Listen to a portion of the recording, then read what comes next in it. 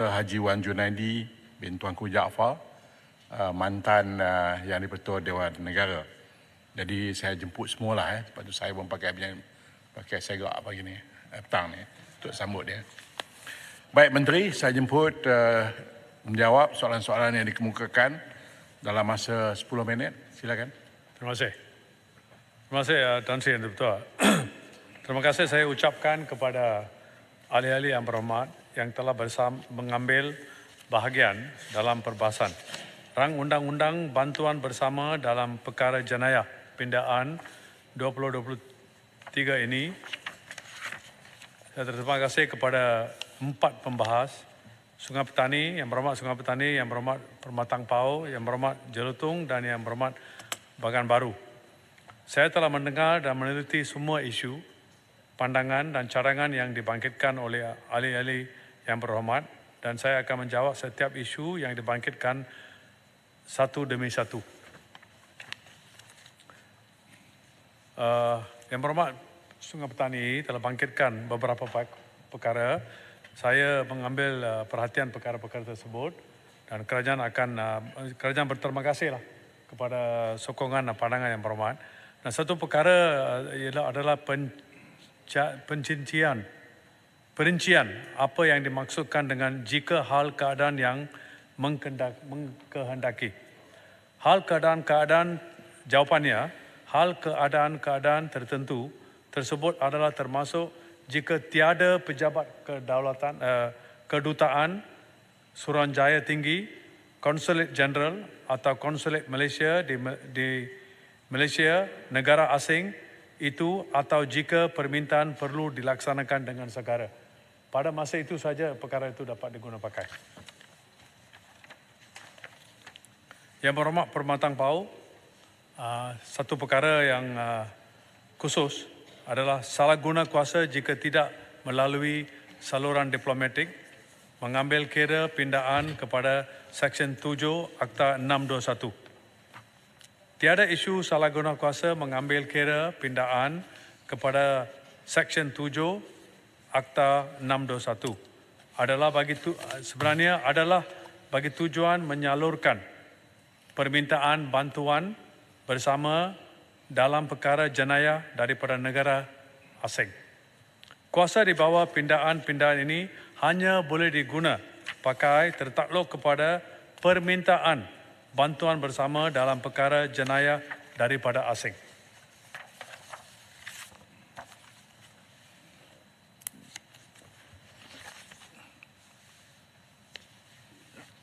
Lagi satu adalah, adakah pindaan kepada Akta 621 dijadikan alat politik untuk membekukan harta? Jawapannya seperti yang berhormat tahulah. Tidak. Akta 621 ini tidak bertujuan untuk dijadikan sebagai alat politik. Akta 21 ini membolehkan Malaysia untuk memperoleh dan memberikan keterangan, iaitu evidence, bagi tujuan penyiasatan atau prosiding jenayah. Sekiranya ia menemui kehendak yang diperuntukkan di bawah Akta 621, permintaan bantuan bersama dalam perkara jenayah yang diterima boleh dibuatkan kepada negara asing untuk mendapatkan keterangan evidence, iaitu evidence bagi sesuatu penyiasatan atau kes. Yang berhormat Jelutong, dia tidak ada sini. Oh ada? Perlu jawab pula. Sampai hari? Baliklah. Apakah pindaan Akta 621 ini boleh membantu SPRM untuk mendapatkan... Saya penyokong tegar PMX, mana boleh balik? Oh, okey. Duduk sini sampai lain tahun.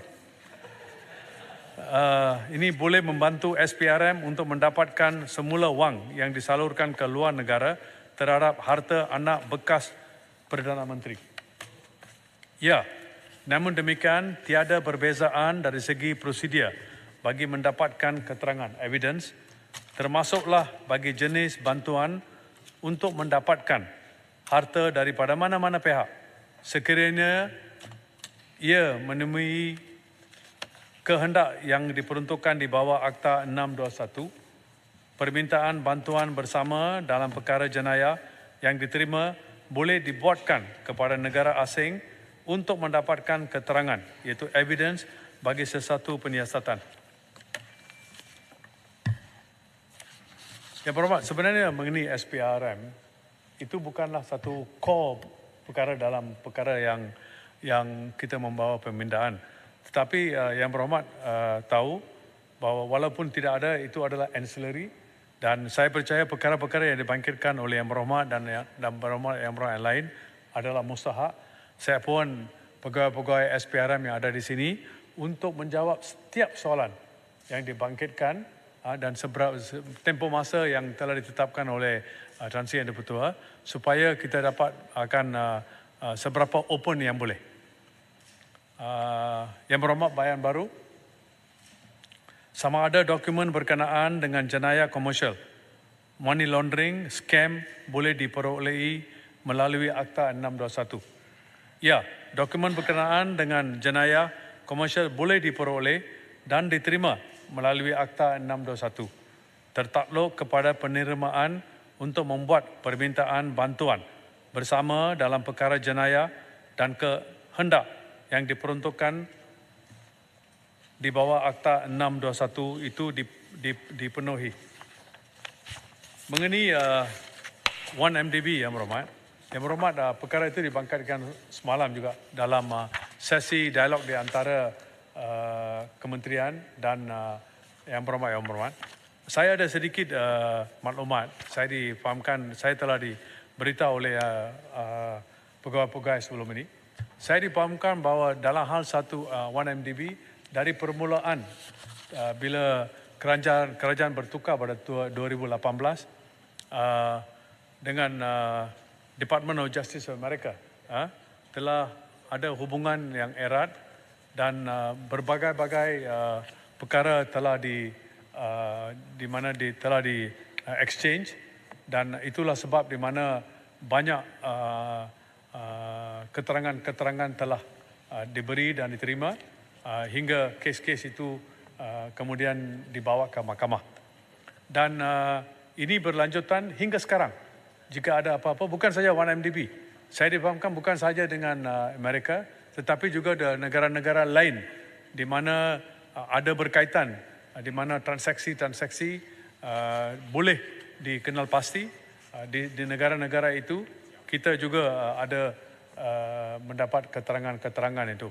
Satu di antaranya, ada di mana ada negara-negara di mana tidak ada mutual legal assistance ini, atau kita ada treaty dengan mereka, itu menyenangkan, lagi senang, speedier and faster for the disposal of the matters. Ini adalah satu perkara yang telah dan sedang dijalankan. Dan lagi satu adalah Yang Berhormat bertanya, selama ini berapa kes yang telah berjaya dibawa balik melalui Akta 621. Akta 621 telah berkuat kuasa 1 Mei 2003. Sejak itu, Malaysia menerima dan membuat permintaan bantuan bersama dalam perkara jenayah daripada berbagai negara asing dan meliputi berbagai jenis jenayah terpakai kepada semua kesalahan jenayah di Malaysia yang mengikut kehendak threshold melalui 1 tahun, iaitu threshold itu 1 tahun. Dulu tidak ada, dan berbagai jenis bantuan. Contoh, kes money laundering, cheating, fraud, seperti yang Berhormat kata, Ponzi scheme, drug offences dan sebagainya. Bagi kes 1MDB seperti yang saya telah kata, dan perkara-perkara lain yang dibangkitkan oleh Yang Berhormat, berapakah bilangan kes, saya rasa itu perlu dijawab. Saya akan pohon agar pegawai-pegawai memberi secara tulis. We want specifics.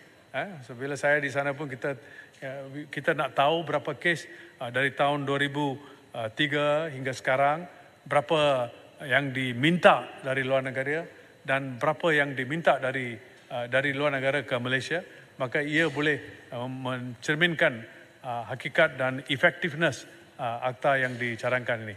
Terima kasih. Ya, Bang. Yang Berhormat. Menteri, terima kasih atas jawapan yang bagus dan memberi jawapan bertuliskan. Dan satu permintaan, saya minta Menteri juga look into MBI International Sendirian Berhad dan juga JJPTR. Kerana dua-dua kes ini, dua-dua syarikat ini, the amount that they cheated terlampau besar, bilion-bilion ringgit. Tetapi yang dikenakan hukuman RM18,000 saja. Dan yang tipu tu hanya dipenjarakan 1 hari. Satu lagi dilepaskan begitu saja. Ini satu ketidakadilan yang terang-terang. Saya rasa AGC kena take up this case again.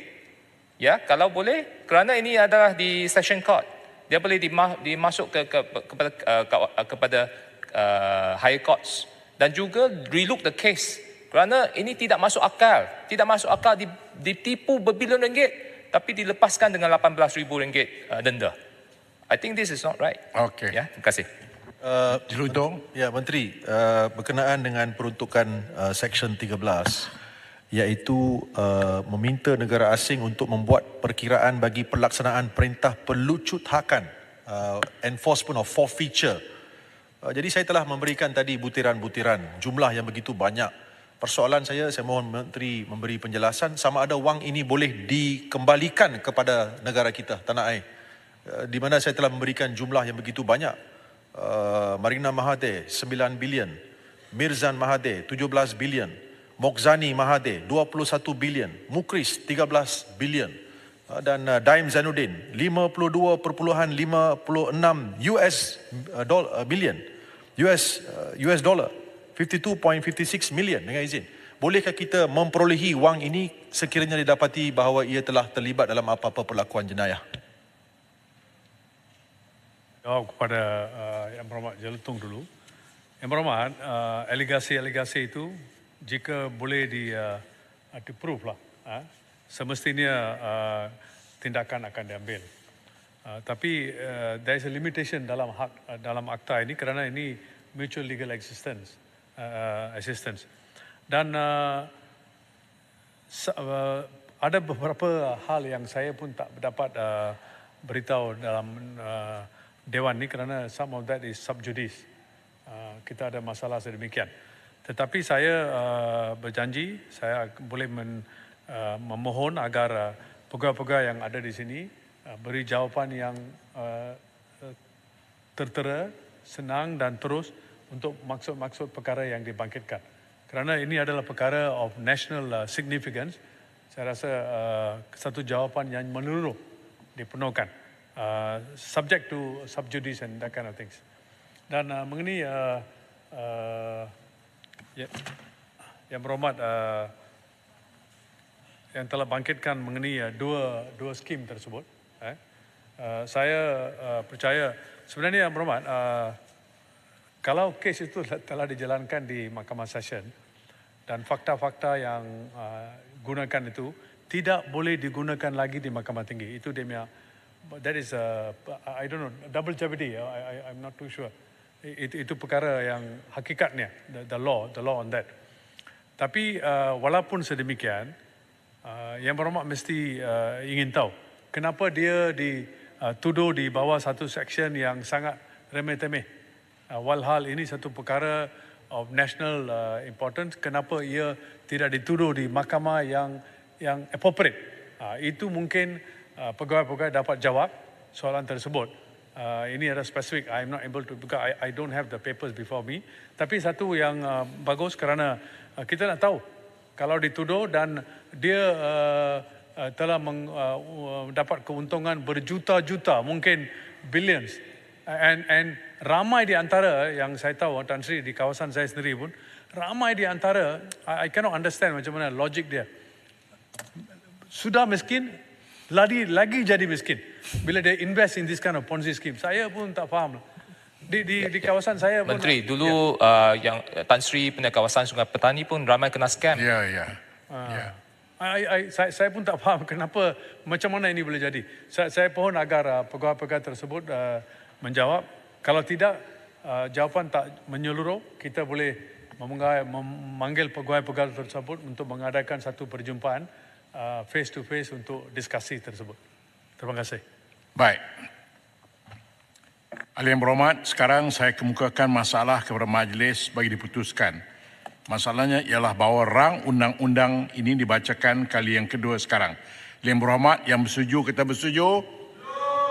Yang tidak bersetuju kata tidak. Lebih suara bersetuju. Rang undang-undang ini dibacakan kali yang kedua. Sekarang. Rang undang-undang bernama Satu Akta untuk meminda Akta Bantuan Bersama dalam Perkara Jenayah 2002. Baik, majlis dalam jawatan kuasa.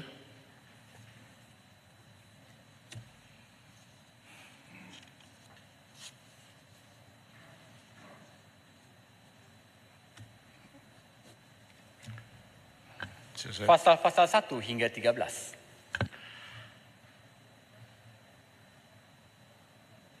Pasal-pasal 1 hingga 13 jadi sebahagian daripada rang undang-undang. Menteri. Terima kasih Yang Dipertua. Saya mohon mencadangkan iaitu rang undang-undang ini dimaklumkan kepada majlis sekarang. Yang berhormat, masalahnya ialah bahawa rang undang-undang ini dimaklumkan kepada majlis sekarang. Ahli yang bersetuju kata bersetuju. Yang tidak bersetuju kata tidak. Lebih suara yang bersetuju. Majlis bersidang semula sebagai majlis mesyuarat.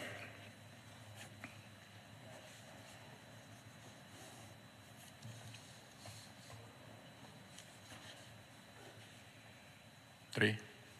Terima kasih Yang Dipertua. Saya mohon memaklumkan bahawa rang undang-undang bernama Satu Akta untuk meminda Akta Bantuan Bersama dalam Perkara Jenayah 2002 telah ditimbangkan dalam jawatan kuasa dan telah dipersetujui tanpa pindaan. Saya mohon mencadangkan iaitu rang undang-undang ini dibacakan kali yang ketiga dan diluluskan sekarang.